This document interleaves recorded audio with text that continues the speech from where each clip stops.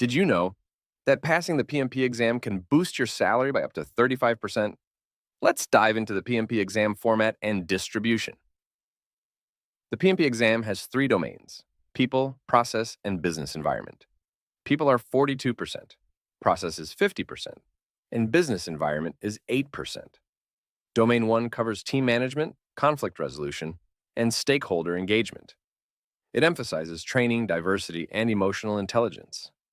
Domain 2 focuses on project execution.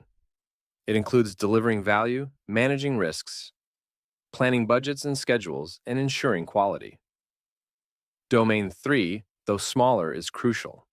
It covers compliance, adapting to business changes, and ensuring valued delivery. Mastering these domains is key to passing the PMP exam and advancing your career.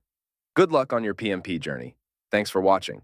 Don't forget to like, share, and subscribe for more tips.